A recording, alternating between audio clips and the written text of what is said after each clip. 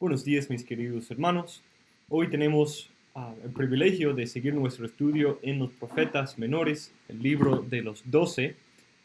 Hemos estado estudiando este libro por 2 días y hoy vamos a seguir estudiando algunos de los libros o las partes individuales de esta sección de la Biblia que realmente, como hemos visto, y estudiando para esta clase hoy, me sorprende y me asombra lo glorioso de la naturaleza, de las promesas y las conexiones que hay entre estos libros y el resto del Antiguo Testamento.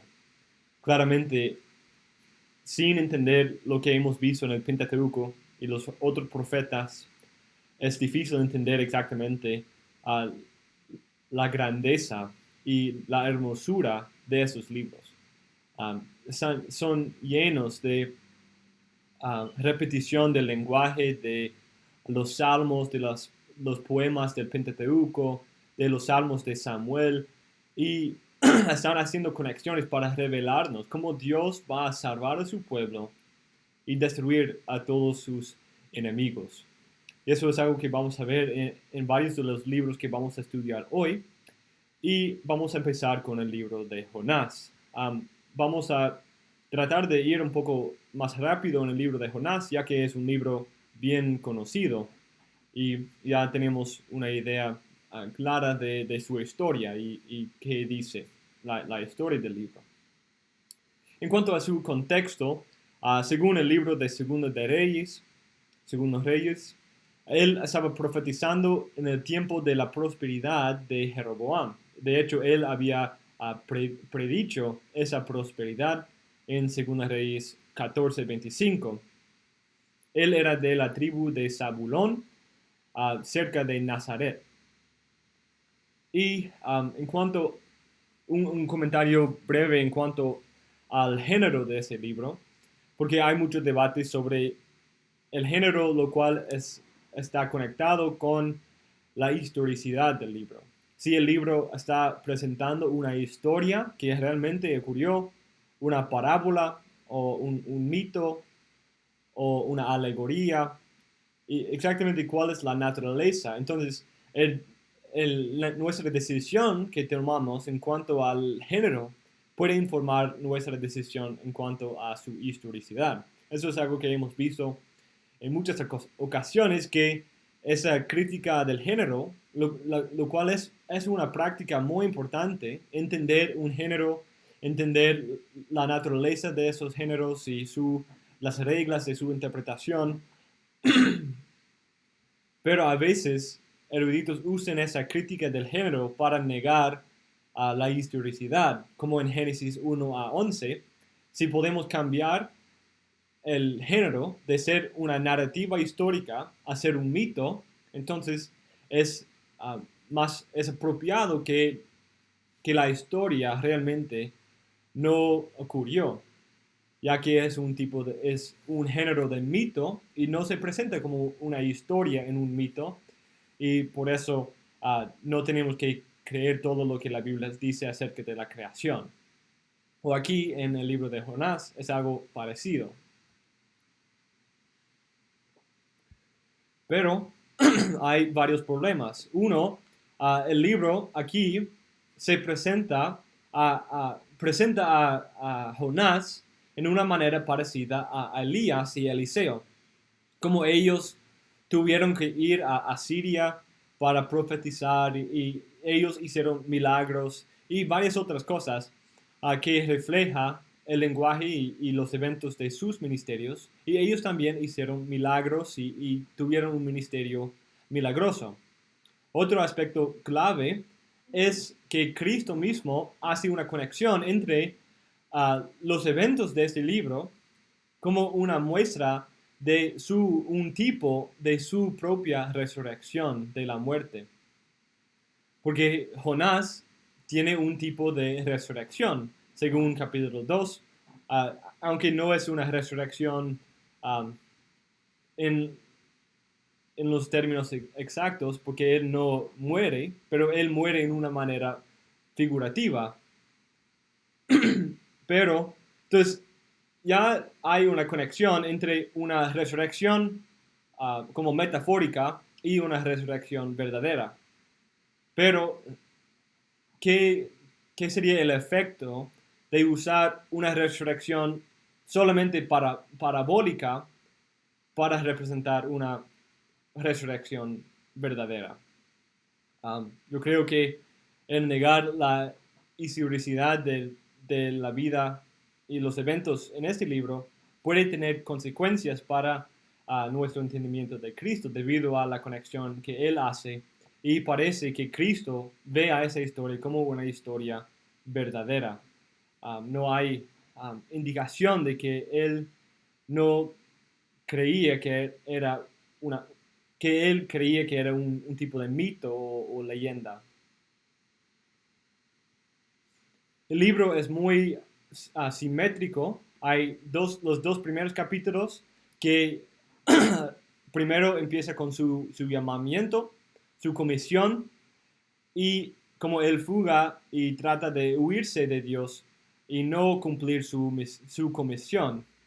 Pero en capítulo 2 tenemos su arrepentimiento y como él busca a Dios, ora, pide el perdón de Dios y pide la salvación de Dios debido a su muerte metafórica en el pez.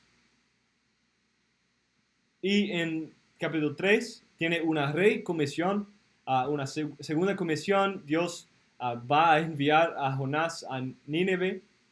Entonces él lo toma a través del pez. Dios prepara el pez para poder llevar un tipo de barco para llevar a Jonás más cerca de Nínive. Cuando él estaba tratando de fugarse al otro lado del mundo, Dios lo trae de vuelta a ser más cerca de Nínive. Y va a Nínive y predica, como sabemos, y él demuestra, o vemos como el pueblo se arrepiente. Y dicen, ¿quién sabe si se volverá y se arrepentirá Dios y se apartará del ardor de su ira y no pereceremos? Ese es un lenguaje que viene, se encuentra en Amós, en Joel, pero también viene de Éxodo. Y como Dios es lento para la ira y Él es de long ánimo. Es muy interesante ver un punto clave en este libro, como realmente los más religiosos y piadosos son los marineros. No es el profeta, sino los marineros que busquen, y ellos incluso hacen sacrificios a Jehová.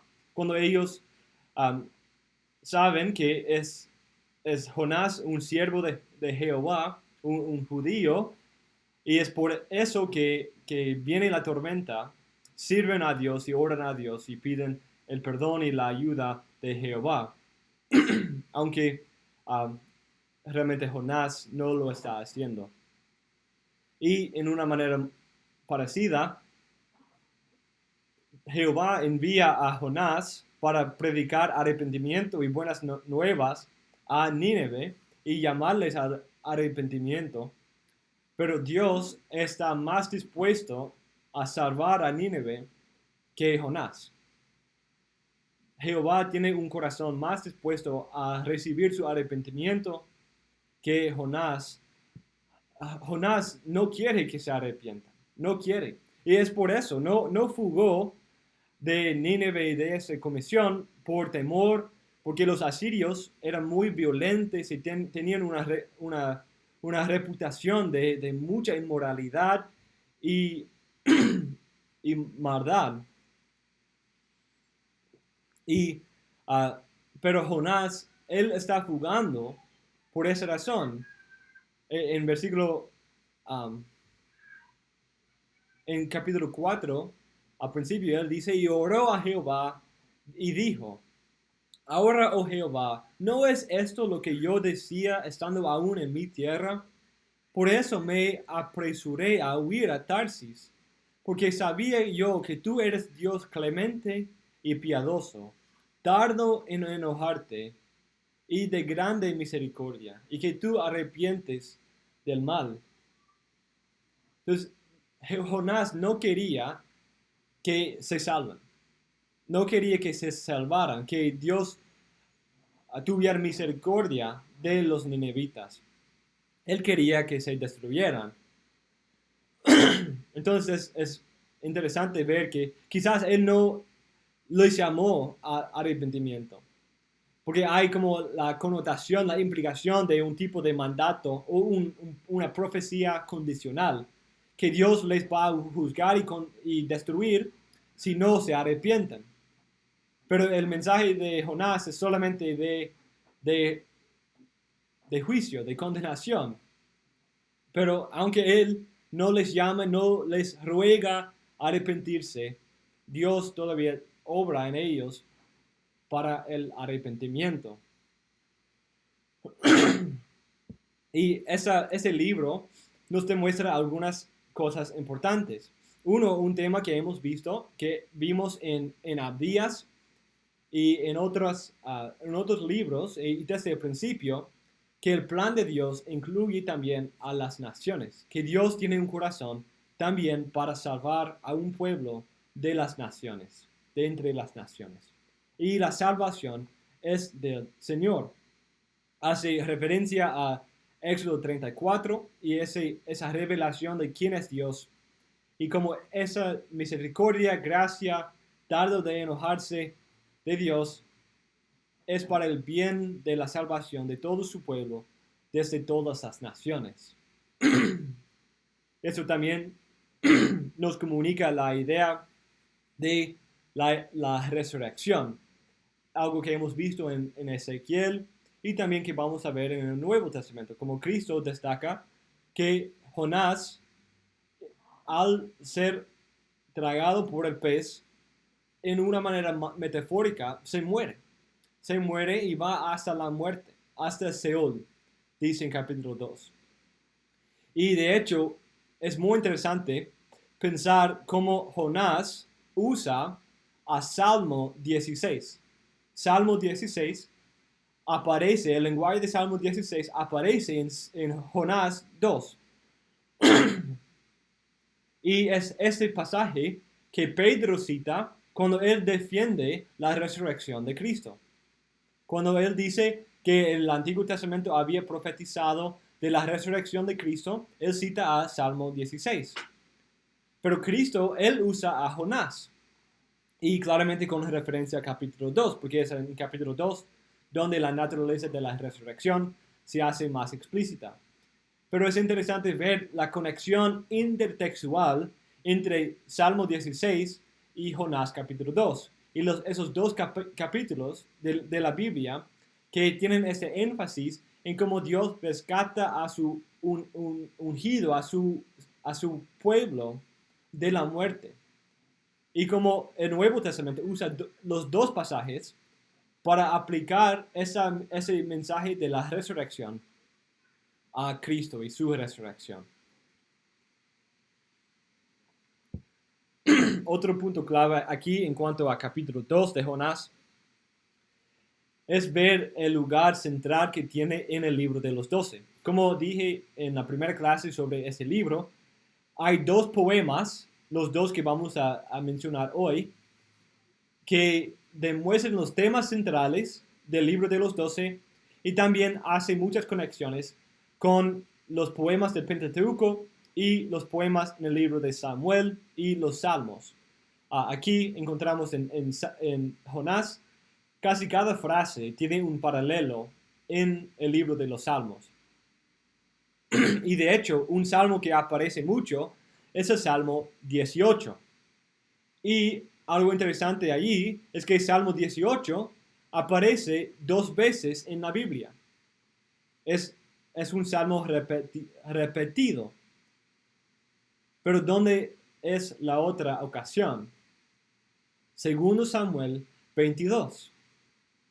Y como recuerdan, ese salmo en 2 Samuel 22 es un salmo central que apunta a Cristo, que apunta a como ese hijo de David va a ser el Mesías quien salva a su pueblo de sus enemigos.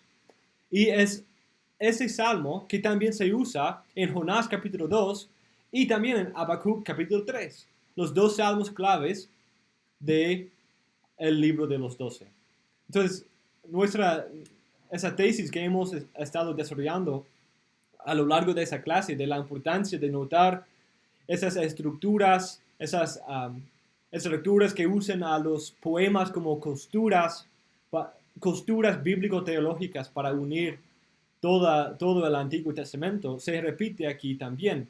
Al leer Jonás capítulo 2, comparándolo con Habacuc 3, hay muchos paralelos entre los dos capítulos y los dos apuntan a 2 Samuel 22, a 1 Samuel 2 y también los poemas del Pentateuco.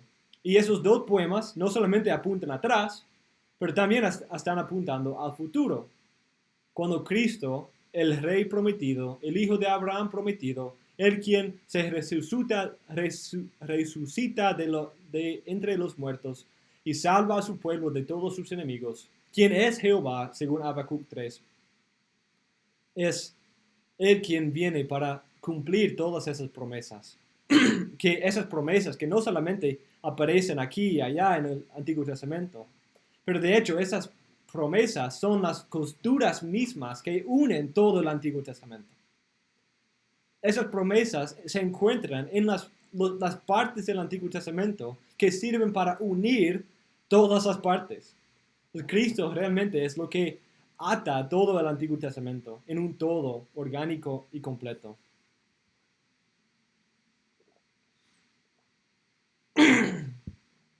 Entonces, en el libro de Jonás, damos gloria al Señor porque la salvación es del Señor y Él tendrá misericordia del que tendrá misericordia y Él se compadecerá del que le compadecerá. Entonces Él va a tener misericordia de su pueblo y eso incluye un pueblo, no solamente Israel físico, sino Israel que es ese pueblo prometido, ese simiente de Abraham, los hijos según la fe de Abraham, de entre todas las naciones.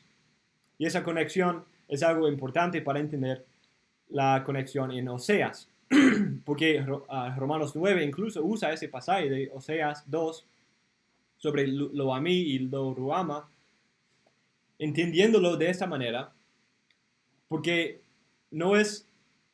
son dos pueblos distintos, sino es el pueblo físico que nunca fue el simiente prometido en el sentido más amplio, sino dentro de ese pueblo físico había un remanente, desde el principio había un remanente de fieles, de personas fieles, y sabemos que ese Israel, según la elección, según la fe, según la promesa, va a incluir un remanente también de todas las naciones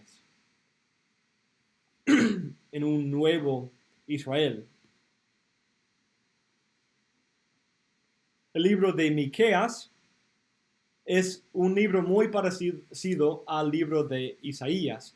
Es interesante pensar cómo al mismo tiempo ellos estaban sirviendo al mismo tiempo a Miqueas e Isaías, aunque Isaías empezó unos años antes. Él empezó en Usías, en el reino de Usías, y Miqueas en el reinado de Jotam, el hijo de Usías. Y él también vivió cuando fue derrocado las tribus al norte. Y de hecho, su profecía es mencionada en el libro de Jeremías, capítulo 26. Hay un error ahí en el apunte que ustedes tienen. No es capítulo 28, sino capítulo 26, versículos 17 a 19. Entonces, sí quieren corregir eso. Pero es interesante ver cómo Dios estaba hablando al pueblo, con las mismas profecías, las mismas ideas, pero de dos fuentes diferentes. Estaba hablando a través de Isaías y también de Miqueas, y tienen mucho lenguaje compartido. Es posible que Miqueas estaba usando a Isaías o Isaías usando a Miqueas, pero también es posible que Jehová simplemente estaba como tratando de completamente llenar Israel con esas palabras de juicio, de condenación, pero también de salvación y de promesa y de esperanza que vemos en los dos libros. Capítulo 1 y 2, hay 3 partes y vamos a notar una estructura bien interesante en esas 3 partes. Cada parte empieza con la frase oíd, una llamada a oír la palabra de Jehová. Primero tenemos la condenación de Israel y Judá, 1:1 a 2:13, los 2 primeros capítulos.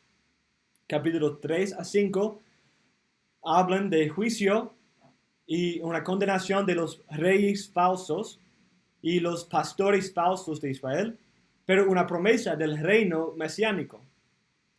Y hay algunas controversias en la parte 3, 6 y 7 que también termina con esperanza. Capítulo 2, 12 a 13. Después de mucha condenación de Samaria y de Judá, los dos siendo comparados con Sodoma y Gomorra, siendo un pueblo rebelde que incluso reciben un aire de parte de Dios, que Dios va a destruir a su pueblo, o destruir a todos los que le desobedecen, y también va a salvar a su remanente. Entonces, este tipo de aire demuestra que Él va a cumplir su promesa o de juicio o de salvación, y es confiable. Pero al final de ese juicio, en medio de ese juicio, ese es un tema que hemos visto, que en medio del juicio hay la promesa de esperanza. En 2:12 a 13 es una promesa de restauración. Dice, de cierto te juntaré todo, oh Jacob. Recogeré ciertamente el resto de Israel. Los reuniré como ovejas de Bosra, como rebaño en medio de su aprisco. Harán estruendo por la mitad de hombres. Subirá el que abre caminos delante de ellos. Abrirán camino y pasarán la puerta y saldrán por ella, y su rey pasará delante de ellos, y a la cabeza de ellos, Jehová. Aquí vemos la promesa de que todo el pueblo de Dios será recogido bajo el rey prometido. Ese rey va a liderar al pueblo y guiarlo como un rey pastor, en contraste a los reyes falsos de capítulo 3, que condenan y engañan al pueblo con su iniquidad. Esa imagen que se usa, el que abre caminos. El que abre caminos. Es una frase un poco interesante, pero es una palabra que se refiere a como un macho cabrío, el macho alfa de los cabríos, de las cabras, que es entrenado para ser el líder de las otras ovejas. Y él es como el líder que los otros siguen. Y cuando él abre el camino y él pasa a la manada o el rebaño, primero los otros le siguen. Entonces Cristo se presenta como el que abre la puerta para que todo el pueblo de Dios, todas las ovejas de Dios, puedan seguir y llenar el rebaño del Señor. Y en una manera muy interesante, algo que vemos aquí, que hemos visto en otras partes también, pero aquí en este pasaje y también en capítulo 5, vemos que el rey es divino. El rey es divino. Hay una unión basado en el paralelismo hebreo entre ese rey y Jehová. Nota la conexión y dice, y su rey pasará delante de ellos, y a la cabeza de ellos, Jehová. interesante notar cómo el paralelismo hebreo sirve para unir esas dos ideas. Su rey pasará delante de ellos y a la cabeza de ellos Jehová. Noten también, no es solamente un paralelismo entre la idea de las dos líneas, pero es un tipo de inclusión. Es decir, empieza y su rey pasará delante de ellos y a la cabeza de ellos Jehová. Entonces es rey delante de ellos, cabeza de ellos Jehová.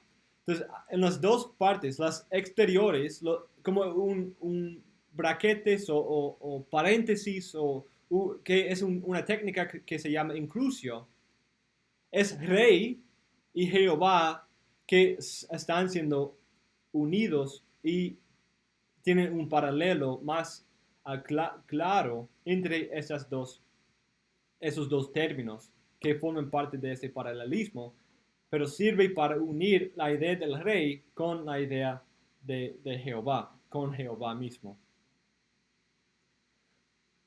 Capítulo 4 a 5 tienen mucho lenguaje. Les recomiendo que lean esos dos capítulos en su propio tiempo para ver qué tan llenos están esos dos capítulos con lenguaje acerca de Cristo. Teniendo en cuenta lo que hemos visto desde el Pentateuco, desde el libro de Isaías, leer ese pasaje es muy, muy glorioso. Y, de hecho, no sé si se acuerdan de que este pasaje también es el centro del libro de los 12. Capítulo 3, versículo 12 de Miqueas, al final del capítulo 3, marca la mitad del libro de los 12. Y las primeras palabras, después, en ese centro, son en los últimos días. En los últimos días. Una profecía en los últimos días, y eso es importante, como hemos visto. Ese tema de los últimos días, el postrer de los tiempos, empezó en Génesis 49, también en Números, también en Deuteronomio. En varios de los profetas hay esa referencia a los últimos días, pero aquí también en el centro del libro de los 12 encontramos que sus profecías están apuntando a los últimos días, un tiempo escatológico. Eso sirve para mostrar también la promesa o la afirmación de 1 de Pedro 1, 10 a 12 y Hebreos 11, 39 y 40, que ellos sabían que estaban sirviendo y ministrando a una nueva generación, a una generación venidera, porque ellos sabían que su profecía iba a tardar, iba a ser para un tiempo futuro. Eso también se menciona explícitamente en el libro de Habacuc, cuando él dice que aunque tarda y demora la promesa por un buen tiempo, Dios lo va a cumplir. Entonces tienen esa esperanza de que el cumplimiento temporal y tipológico de su propio tiempo no es el cumplimiento final. Están hablando del fin de los días, los últimos días. Y también eso no solamente se encuentra aquí en el principio, pero lo vimos en capítulo 3, versículos 4 y 5 de Oseas, nuestro texto programático, que él también está hablando de la destrucción y la restauración en los últimos días. ¿Y qué está hablando? ¿De qué está hablando en los últimos días? Está hablando del reino de Cristo, del reino del Mesías. Y es lenguaje bastante claro acerca del reinado de Cristo. Capítulo 4 empieza con casi el mismo lenguaje que Isaías 2, que habla de ese reino, ese monte donde Dios mora con su pueblo, y ese monte y ese reino va expandiéndose hasta llenar toda la tierra.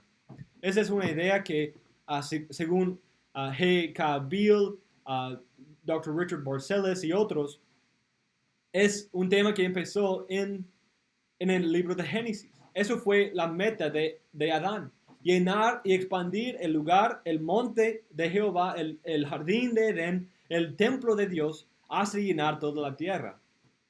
Pero él fracasó, como todos sabemos, pero Cristo va a cumplir lo que él no pudo hacer.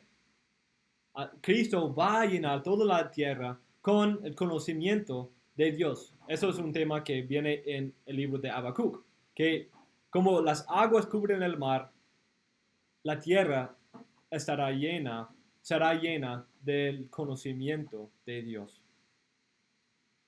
En capítulo 5, versículo 2, tenemos una profecía famosa de Cristo. Dice, pero tú, Belén, Efratá, pequeña para estar entre las familias de Judá, de ti me saldrá, o para mí saldrá el que será Señor en Israel. Y sus salidas son desde el principio, desde los días de la eternidad.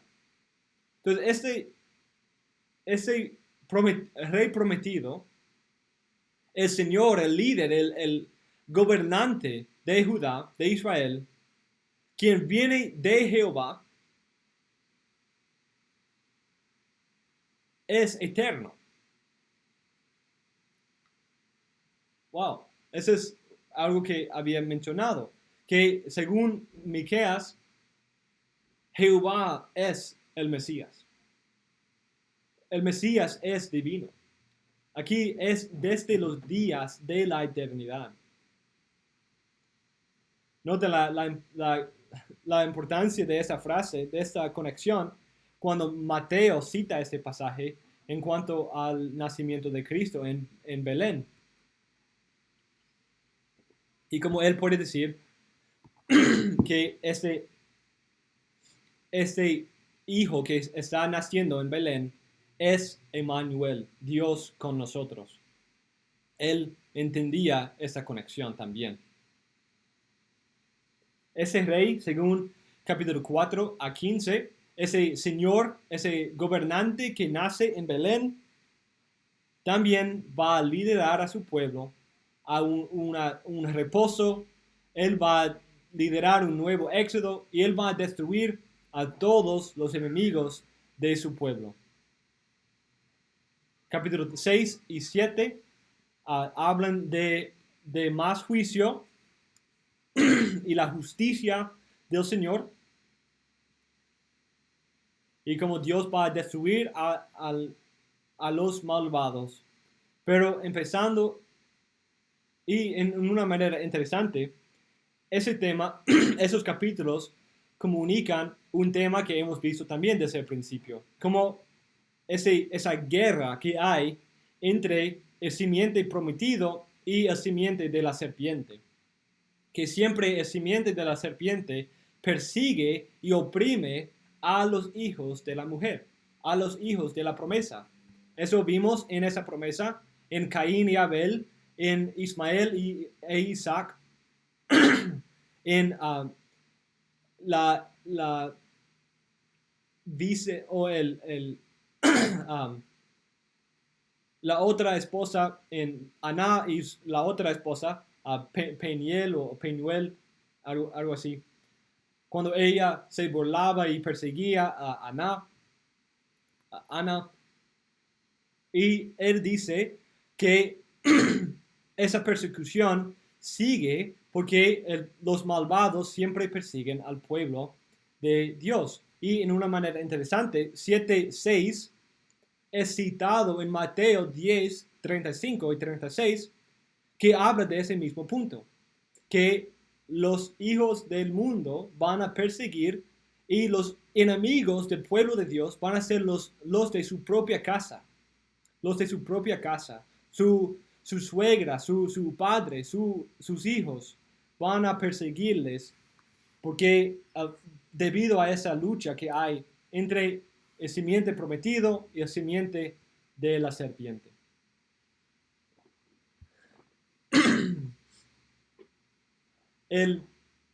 Como vimos, el texto programático de los 12 es Oseas 3, 4 y 5. Tenemos el juicio y la destrucción de los enemigos en capítulo 3, 4 y la promesa de restauración en 3, 5.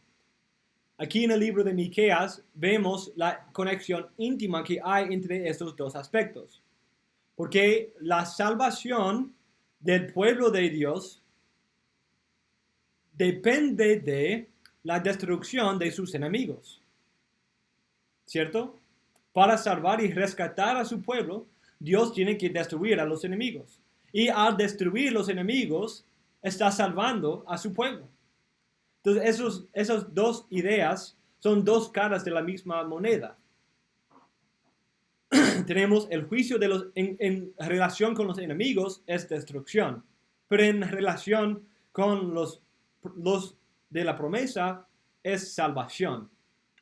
Entonces es el mismo acto de redención, el mismo acto de conquista bajo el rey prometido de David, que significa para los creyentes restauración y salvación, y para los malvados significa muerte y destrucción. Ese tema que vimos en Oseas es bien claro e importante en el libro de Miqueas. Hay una estructura interesante. Como dije, hay 3 partes del libro de Miqueas, pero cada parte empieza con condenación y termina con promesa. Hay condenación, promesa, condenación, promesa, condenación, promesa. 1:1 a 2:11, juicio y condenación. 2:12 a 13, como un clímax, hay la promesa.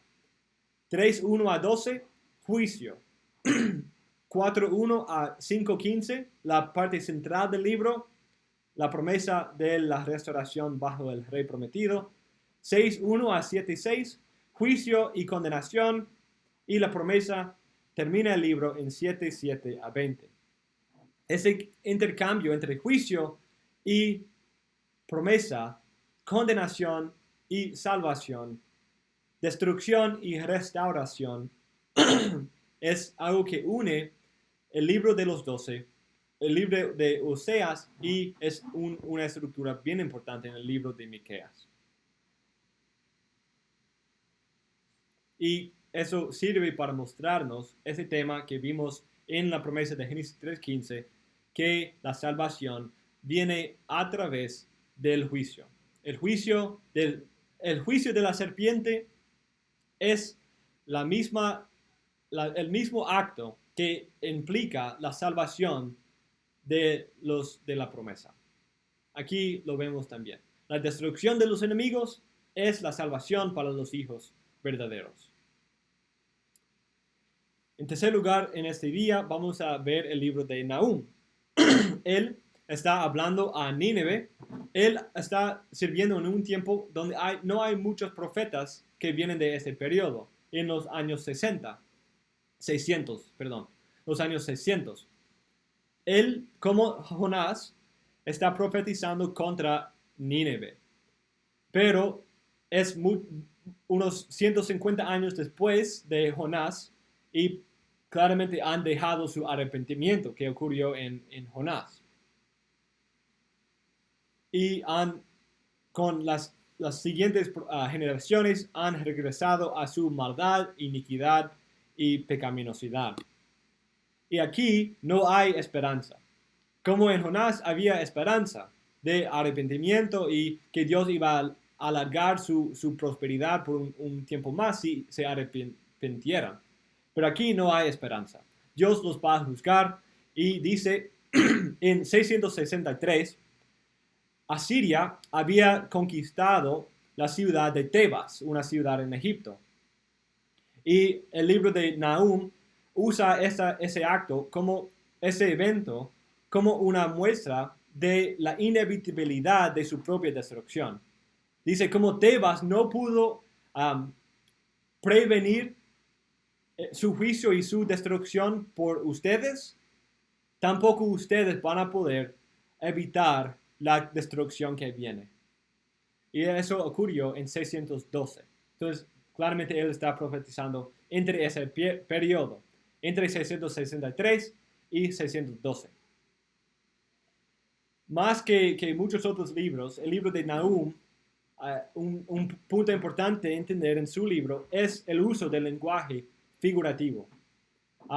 Usa muchas metáforas, símiles, preguntas retóricas, apóstrofe, quiasmo, una oración elíptica, ironía y muchas otras técnicas. Incluso un acróstico parcial, no incluye todo el alfabeto, pero es un acróstico parcial.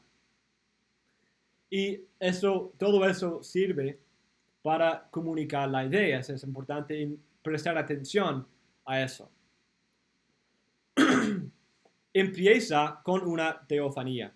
El libro empieza con Dios manifestándose y es bien conectado con el lenguaje del Éxodo. Dice, Jehová es bueno, fortaleza en el día de la angustia, y conoce a los que en él confían. Mas con inundación impetuosa consumirá a sus adversarios, y tinieblas perseguirán a sus enemigos. Noten la conexión que ya hemos visto.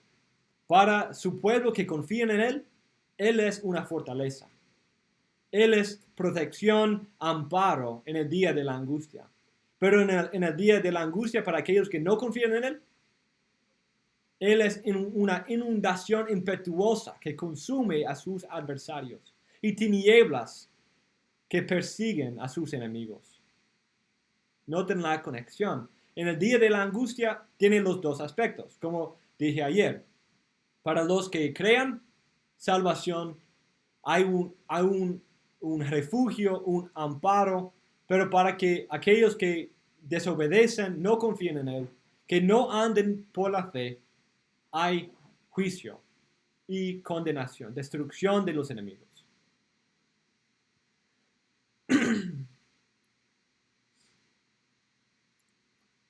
Y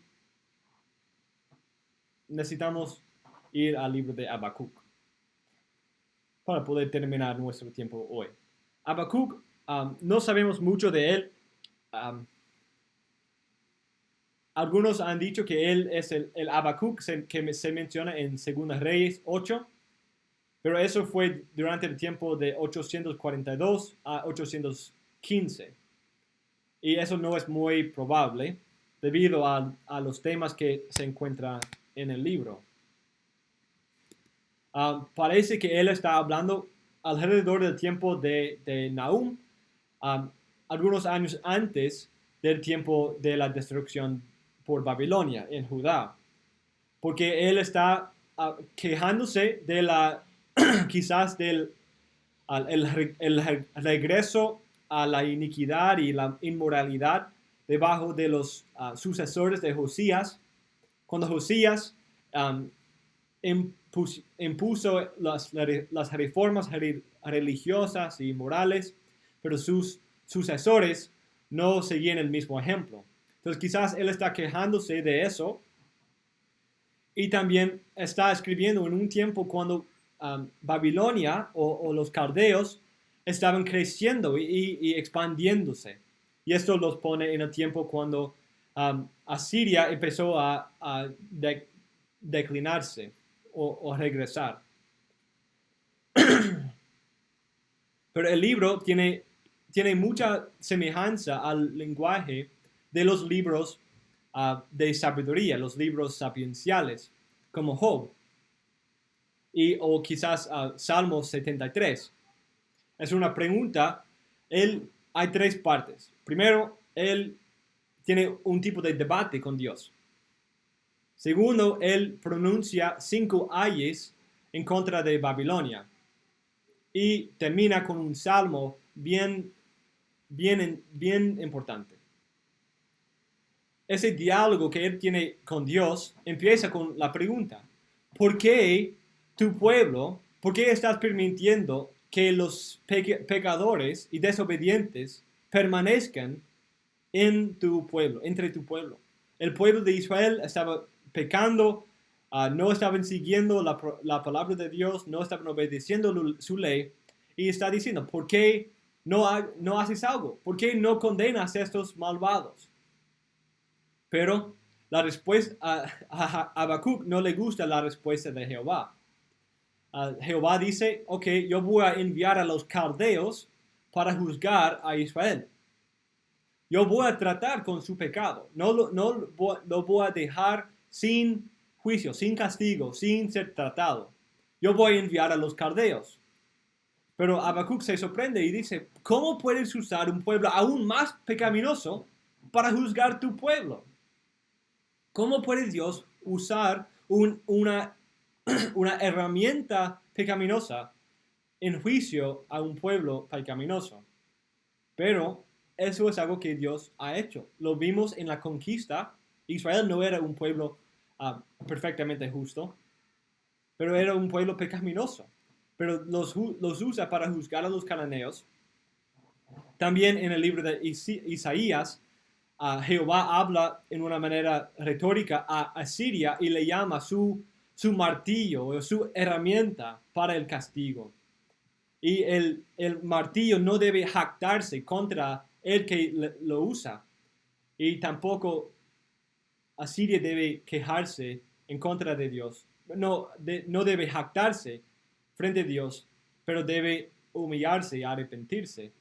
Pero debido a su pecado, su orgullo, que lo que ellos están haciendo, los babilonios, no es lo que ellos están haciendo, no es para el bien, no es para servir a Dios, sino es por su propio orgullo. Y por esa razón, Dios los va a juzgar. Y él dice que su pueblo no es el pueblo físico, sino los justos no son los que meramente pertenecen al pueblo de Israel en una manera externa, sino los verdaderos justos son los que viven por la fe. Capítulo 2, versículo 4. Los justos vivirán por la fe. Este pasaje famoso, pero cabe en el contexto y es por eso que Pablo lo puede citar en defensa de su doctrina de la justificación por la fe. Porque su punto también es demostrar que el verdadero pueblo de Dios, los verdaderos justos, no son los que son parte de la circuncisión, como Romanos 4, los que son parte del pueblo físico y externo de Israel, sino los que son de la fe. Porque incluso ese pueblo físico es un pueblo pecaminoso. Y eso concluye con los 5 ayes a Babilonia.